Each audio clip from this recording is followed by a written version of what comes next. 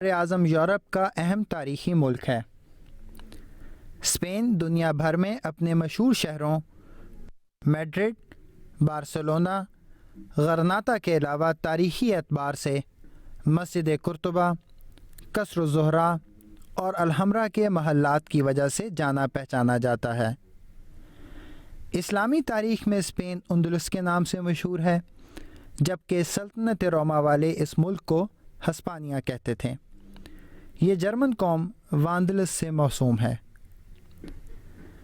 Spain کے قریباً 97% شہری رومن کیتھولک عیسائی ہیں، جو کہ 1978 تک اسپین کا سرکاری مذہب تھا۔ 1978 کے آئین میں یہ واضح کیا گیا کہ آئندہ سے اسپین کا کوئی سرکاری مذہب نہ ہوگا۔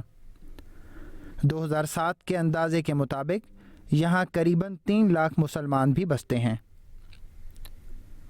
معلوم تاریخ کے مطابق قریباً 1000 سال قبل مسیح میں یہاں کیلٹک قبائل آباد ہوئے۔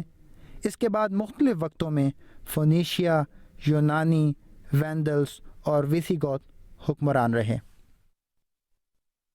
711 عیسوی کو مسلمان سپہ سالار طارق بن زیاد نے بادشاہ روڈرک کو شکست دے کر اسپین پر اسلامی حکومت کا جھنڈا گاڑا تھا۔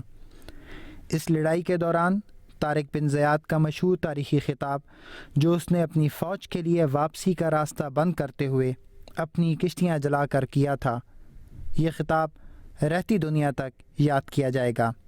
اس نے کہا تھا، اے لوگو، جائے فرار کہاں ہے؟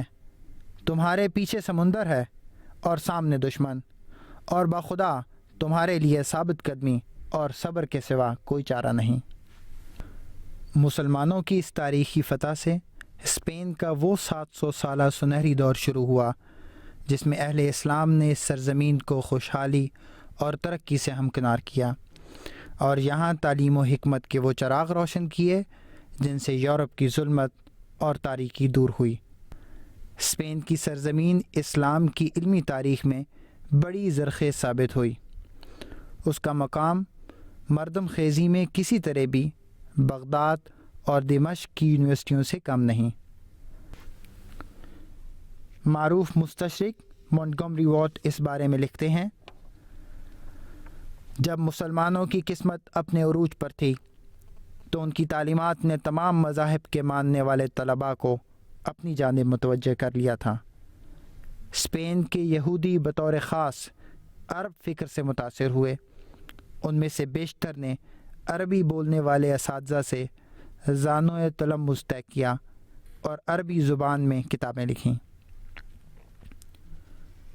یہ تاریخ اسلام کا ایک المناک باب ہے کہ مسلمان 800 برس کی حکمرانی کے بعد اسپین سے حرف غلط کی طرح مٹ گئے۔ اس کی وجہ مسلمانوں کی باہمی نااتفاقیاں اور عرب و بربر کے اختلافات تھے۔ ریاستی خانہ جنگیوں نے مسلمانوں کو زوال کی راہ پر ڈال دیا، حتیٰ کہ 1236 عیسوی میں اندلس کا ہیرا شہر قرطبہ مسلمانوں کے ہاتھ سے چھن گیا اور عیسائیوں نے مسجد قرطبہ کو گرجا بنا لیا۔ سقوط قرطبہ اور اشبیلیہ کے بعد اسپین میں مسلمانوں کی آخری ریاست بھی بالآخر 1492 کو عیسائیوں کے قبضے میں چلی گئی۔ ماضی کی داستاں بن چکا، قصر غرناطہ عبرت نشاں بن چکا، روب اشبیلیہ بھی دھواں بن چکا، گویا مردوں کا یہ ایک جہاں بن چکا۔ اس پہ آنسو نہ ہرگز بہائیں گے ہم، نئے ارض و سما اب بنائیں گے ہم، اس پہ آنسو نہ ہرگز بہائیں گے ہم، نئے ارض و سما اب بنائیں گے ہم، اس پہ آنسو نہ ہرگز بہائیں گے ہم، نئے ارض و سما اب بنائیں گے ہم۔